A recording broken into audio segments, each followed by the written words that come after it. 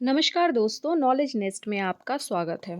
तो जैसा कि बहुत लोगों ने कमेंट सेक्शन में बताया था कि मैम हिंदी का भी सेट लेके आइए, तो मैंने भी कहा था कि सेट 20 जब कंप्लीट हो जाएगा तब मैं हिंदी और इंग्लिश दोनों शुरू कर दूंगी। तो सेट 20 मैंने कंप्लीट कर दिया है।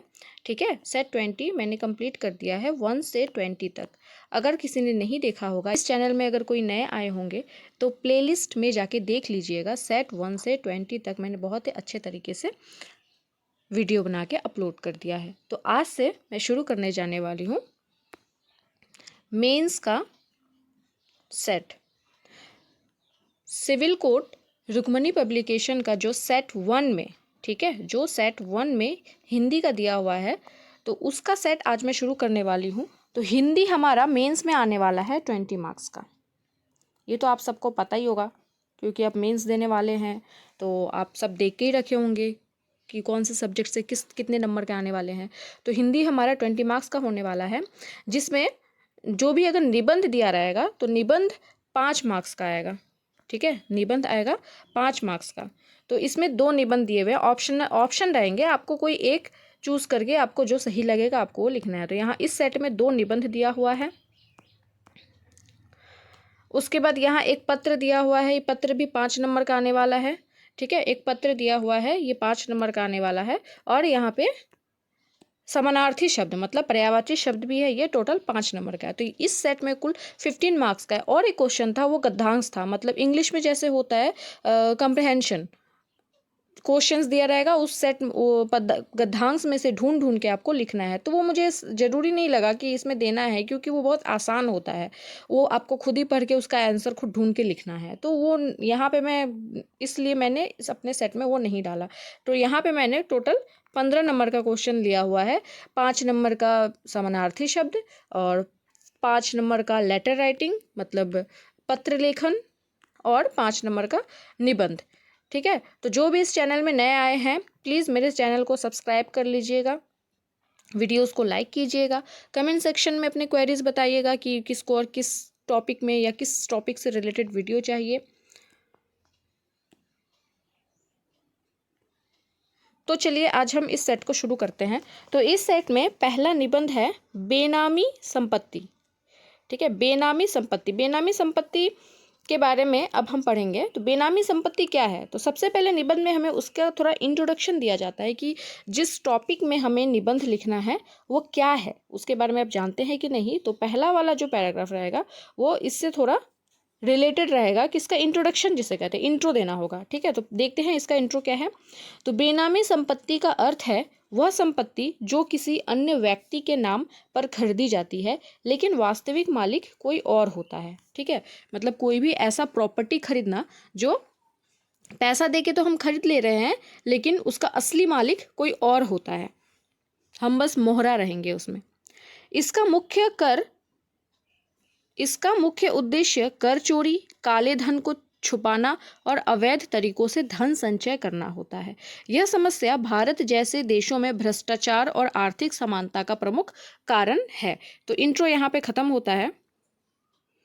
अब इसके बारे में और भी कुछ एक्स्ट्रा जानकारी। तो बेनामी संपत्तियां भारत और देश की प्रगति में बाधा डालती है। सरकार ने इस पर नियंत्रण पाने के लिए बेनामी संपत्ति अधिनियम 1988 लागू किया, जिसमें 2016 में संशोधन कर इसे और कड़ा बनाया गया।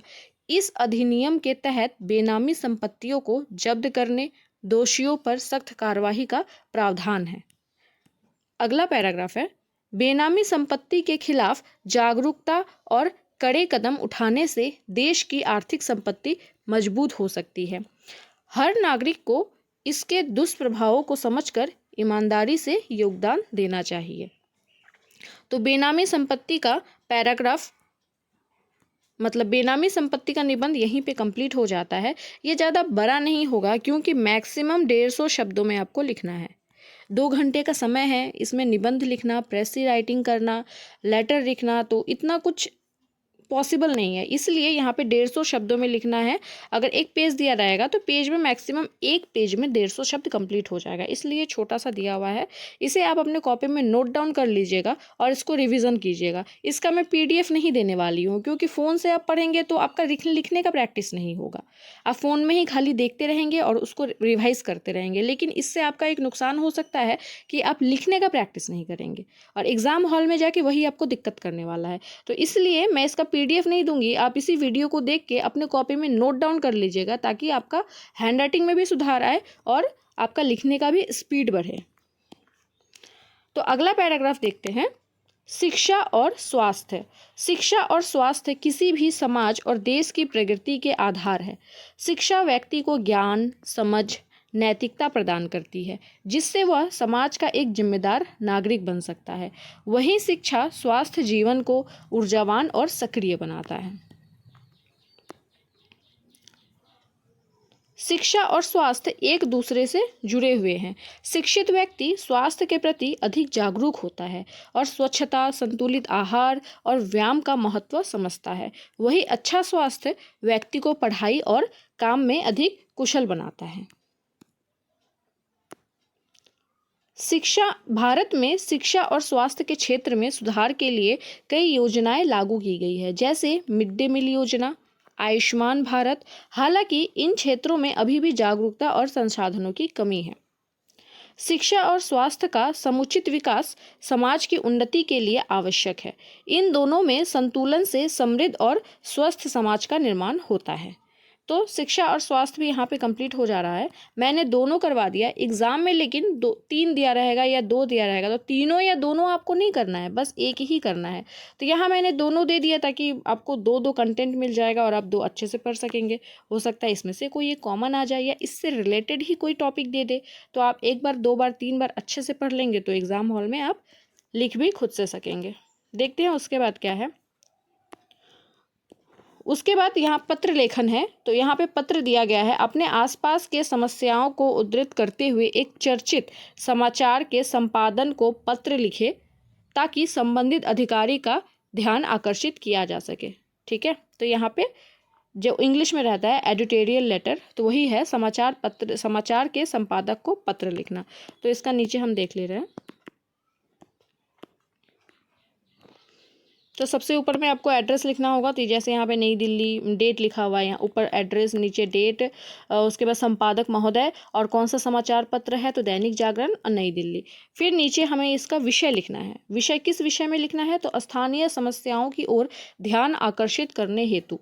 ठीक है, फिर यहाँ हम महोदय लिखेंगे। महोदय के बाद एक छोटा सा कॉमा देंगे और कॉमा के जस्ट नीचे से हम पत्र लिखना शुरू करेंगे।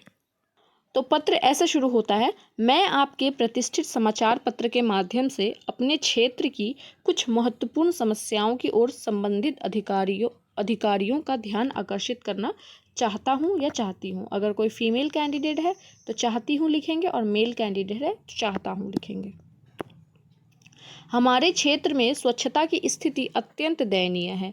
कूड़ेदानों की कमी के कारण लोग सड़कों पर कचरा फेंकने के लिए मजबूर हैं, जिससे गंदगी फैल रही है और मच्छरों का प्रकोप बढ़ रहा है। इसके अलावा सड़कें जर्जर हो चुकी है, जिससे दुर्घटनाओं की संभावना बनी रहती है। इसके साथ ही पेयजल की समस्या भी गंभीर है। नियमित जलापूर्ति नहीं होने के कारण निवासियों को भारी कठिनाइयों का सामना करना पड़ता है।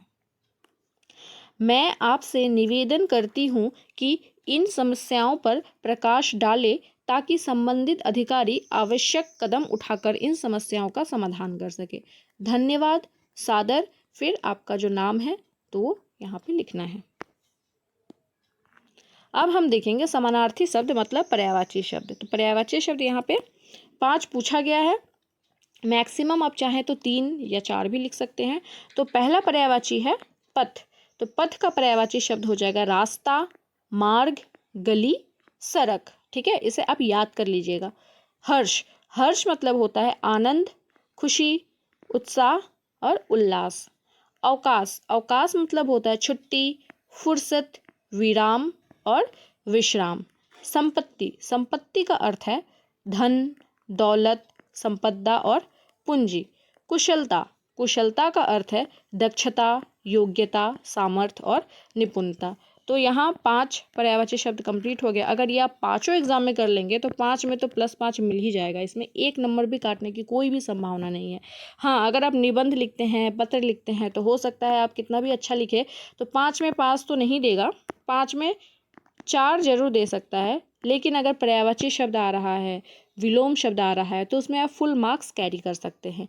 ओके, तो यहाँ जो मैंने 2 निबंध बताया उसे आप अच्छे से याद कर लीजिएगा, उसे लिख के प्रैक्टिस कीजिएगा। और यहाँ जो मैंने पत्र बताया, समाचार अखबार के संपादक को जो पत्र, एडिटोरियल लेटर, उसको भी आप कॉपी में लिख के अच्छे से प्रैक्टिस कीजिएगा।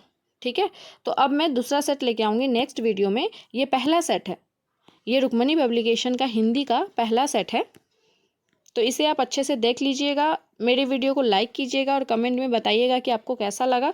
नेक्स्ट वीडियो में इंग्लिश का सेट लेके आऊँगी। सेट 1 का जो इंग्लिश के क्वेश्चन है 20 मार्क्स का, मैं वो लेके आने वाली हूँ। ठीक है, तो देखने के लिए बहुत बहुत धन्यवाद। मेरे साथ ऐसे ही जुड़े रहिएगा।